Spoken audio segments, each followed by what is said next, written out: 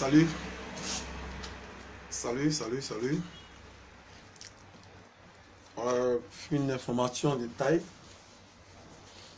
Une petite interpellation. Voilà, une petite interpellation, chers collègues. Je voulais lancer un appel solennel à l'ensemble des travailleurs de G4S Côte d'Ivoire qui sont indécis. Indécis quant à la souscription par rapport à l'opération plainte contre la société G4S Côte d'Ivoire. Procès contre la société G4S Côte d'Ivoire. Et donc, je voulais dire à l'ensemble des travailleurs indécis quant à la souscription à ce projet-là, vraiment de quitter dans ce monde-là, parce que c'est pas intéressant. Vous savez, il nous revient de manière récurrente aussi que non, certaines personnes disent aux travailleurs que si vous souscrivez dans cette histoire de procès, voilà, que vous serez licencié.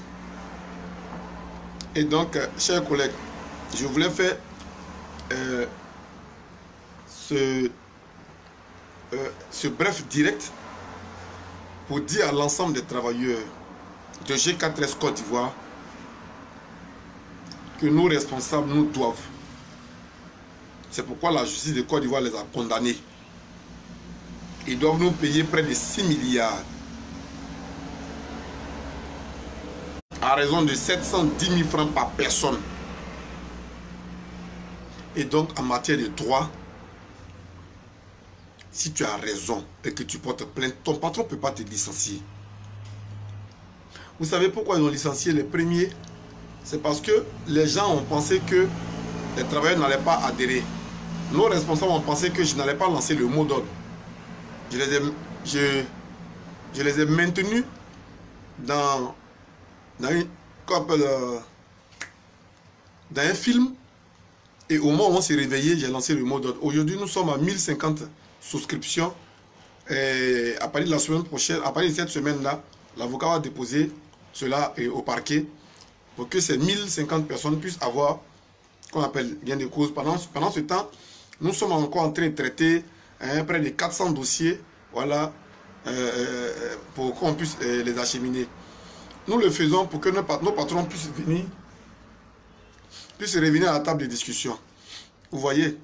Parce que tant que ce n'est pas fait, je dis à l'ensemble des travailleurs de venir déployer vos dossiers, vous ne serez pas licenciés. C'est fini. À compter de cette date où je suis en train de vous parler là, aucun travailleur ne viendra déposer ses dossiers pour entrer en possession de son argent qui a été spolié sur son salaire et être licencié. Non, ça n'existera pas. Tant que je suis au pouvoir, tant que j'ai lancé ce mot d'ordre de manière officielle, aucun travailleur ne sera licencié, ne sera même inquiété par qui que ce soit. Et donc, vous qui êtes dans les zones de l'intérieur du pays et qui êtes intimidés par les chefs d'agence ou bien les secrétaires des chefs d'agence, je mets en garde à travers cette vidéo tout chef d'agence qui va interdire un travailleur de réclamer son dû. Je mets en garde tout chef d'agence de l'intérieur qui va empêcher un travailleur de réclamer son dû qui lui a été spolié sur son salaire.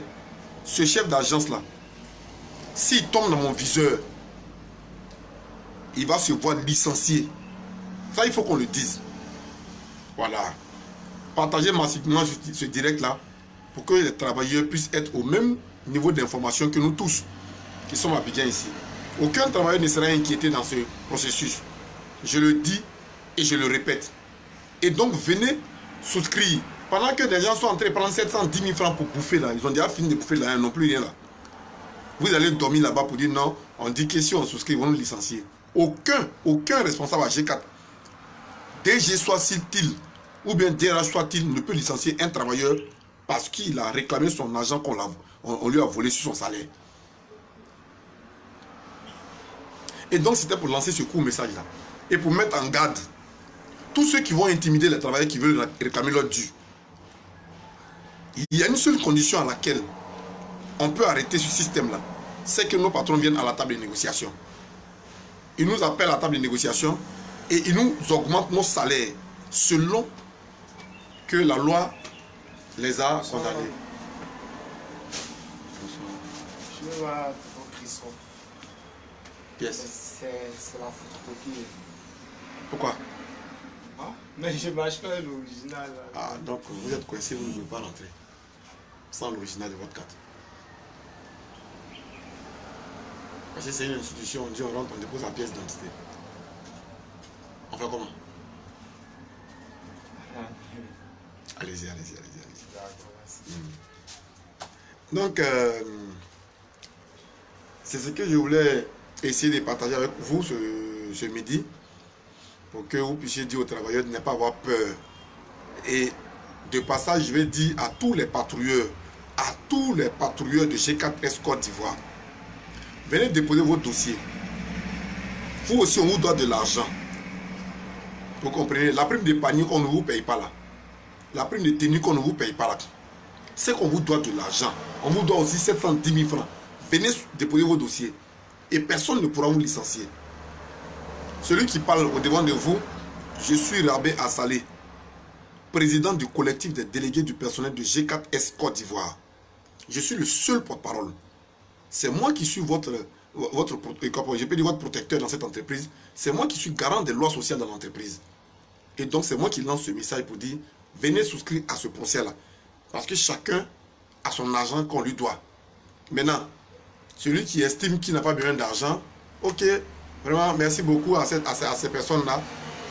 Mais sinon, guerre, quand on parle de guerre, là, selon Pancho le Gatel, là,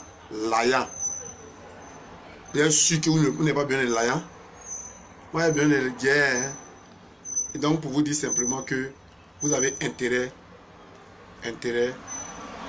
à venir souscrire pour réclamer votre dû, chers collègues. Voilà, venez réclamer votre dû. Nous avons toujours besoin des cotisations de 500 par personne pour que nous puissions déposer le cahier des charges. Parce que depuis on est en train de vous donner des messages, on lance des messages, personne ne vient nous appelle à la table de négociation.